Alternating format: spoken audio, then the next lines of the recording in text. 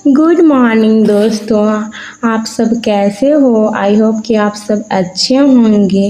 अगर आप लोग मेरे चैनल पर नए आए हैं तो मेरे चैनल को सब्सक्राइब करें, ज़्यादा से ज़्यादा शेयर करें और कमेंट करें। आप लोग के लिए एक मस्त कहानी लाए हूँ।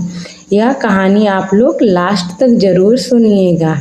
इस कहानी का नाम है छाँव की तलाश। दो अनाथ बहनों की कहानी है।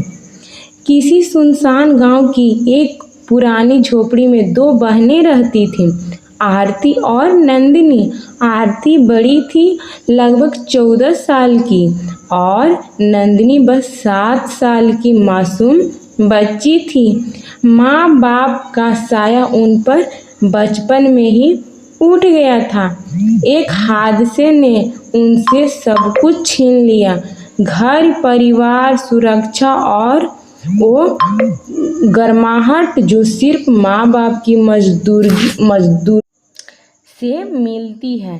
तब से आरती भी माँ भी बन गई थी और बहन भी। सुबह उठते ही वह खुद को नहीं, पहले नंदिनी को तैयार करती, खेतों में काम करने जाती, लोगों के घरों में बर्तन मांजती और लौटते हुए कभी 2 रोटियां लाती भी थी तो कभी सिर्फ सूखी चटनी। लेकिन नंदिनी के चेहरे पर कभी मायूसी नहीं आने देती।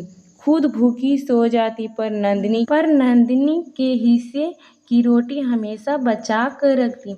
गांव के बच्चे स्कूल जाते, लेकिन नंदिनी के पास ना तो किताबें थी, ना कॉपी थी, ना कपड़े थे। फिर भी हर रोज जब आरती काम पर जाती, वह नंदिनी को पास के मंदिर की सीढ़ियों पर बिठा देती और खुद चुपचाप उसके लिए टूटी फूटी किताबें ढूंढ कर लाती।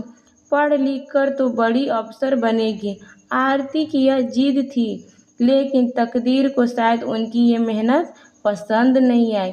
एक दिन आरती तेज बुखार में जलने लगी। गांव के किसी डॉक्टर ने ठीक से देखा भी नहीं, दवाइयाँ खरीदने के लिए पैसे नहीं थे और इलाज के बिना हालत बिगड़ती चली गई। नंदिनी हाथ पकड़कर कहती रही, दीदी उठो ना, मुझे डर लग रहा है। लेकिन आरती की सांसें थम गई। उस रात पूरी दुनिया जैसे नंदिनी के लिए रुक गई। वह एक कोने में बैठी रही, कुछ बोले बिना। सुबह गांव वालों ने आरती का अंतिम संस्कार किया, पर नंदिनी के आंसू अब भी सूखने का नाम नहीं ले रहे थे। कुछ दिन बाद एक समाज से ही संस्था आई। उन्हें नंदिनी की हालत देखी और उसे शहर के एक अनाथ आश्रम में ले गए। वहाँ उसे खाना मिला, किताबें मिली और वे स्नेह मिला जो शायद किस्मत से ही मिलता है।